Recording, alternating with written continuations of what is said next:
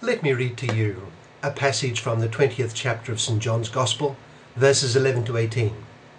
It's the Gospel for Easter Tuesday following Easter Sunday. St. John writes, Mary stood outside the tomb weeping.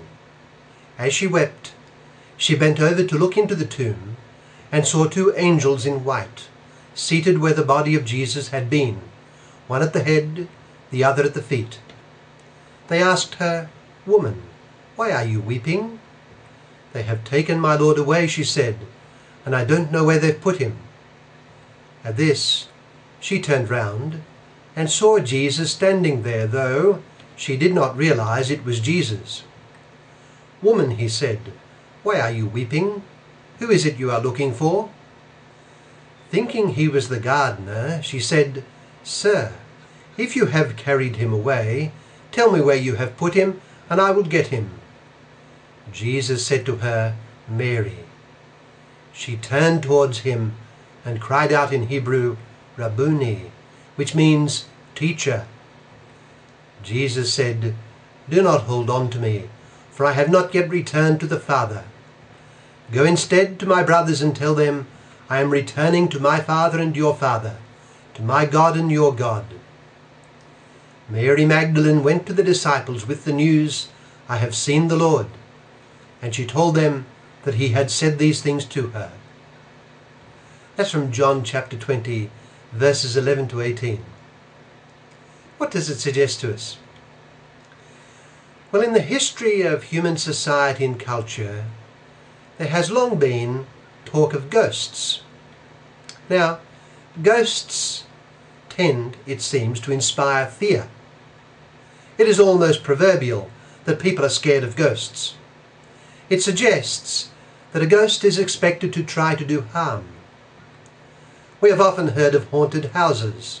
Whether houses have truly been haunted or not is not my point here. My point concerns the notion and image of ghosts in human culture. We remember when the disciples on the Sea of Galilee saw Jesus walking towards them, they cried out in fear, for they thought they were seeing a ghost. Our Lord called to them, saying, Do not be afraid, it is I. Now, in our Gospel passage today that I read earlier, Mary is standing outside the empty tomb, weeping. She had found the tomb empty, and it had not occurred to her that Jesus had risen from the dead. We read that she turned and saw Jesus standing there. She had not the slightest impression that she was seeing a ghost. She thought it was the gardener. There was no vague fear in her at the sight. It was a perfectly normal experience, also very ordinary. She spoke to him abstractedly, perhaps without looking at him closely. And then the gardener spoke.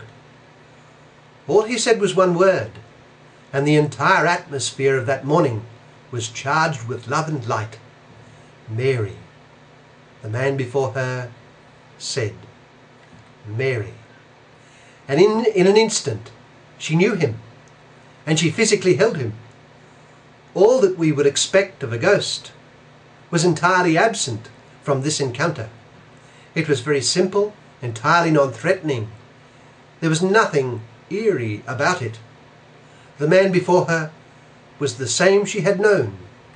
It was very concrete and wholly recognizable. It was a conversation interrupted, as it were, by the passion and death, but one she might have had before it, in the sense that the same Jesus was standing before her in all his simplicity, and, as we might term it, in his same physicality. There was no doubt that he had died. There was no doubt that he had risen. Were it the ghost of Jesus who appeared to Mary, we may expect that her reaction to him would have been very different from what it was. There is also a kind of playfulness of Jesus here. He is very human. Do not cling to me, he says to her. I have to get going, and you are holding me back. I have to ascend to my Father, so stop holding on to me. We can imagine our Lord smiling, perhaps with a slight chuckle. His eyes were bright and sparkling. He has won the great battle.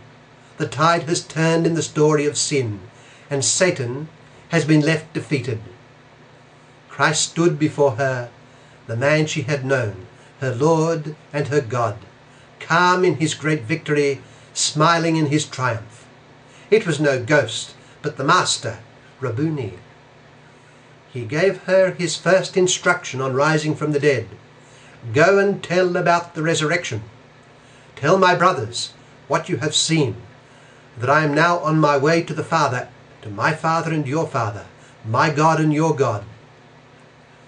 That same day, our Lord would appear again to others with the same result. There was no ghost, but the same Jesus, the same countenance, the same voice, the same person, risen now from the dead. And let us imagine his meeting on that day with his own mother. There is no record of it in the Gospels, but of course it would have happened. Imagine Mary, his mother, in her room in Jerusalem on that Easter Sunday morning. And there is Jesus before her. She would have known, and unlike the others would have been awaiting his return from the dead. Imagine their encounter on this day of all days.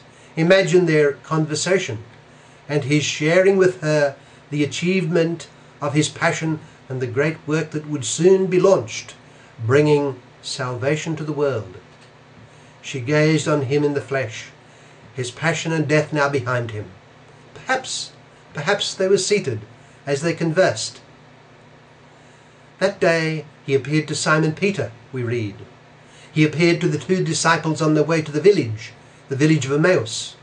He appeared to the 11, gathered that evening in the upper room. There was nothing of the ghost about Jesus.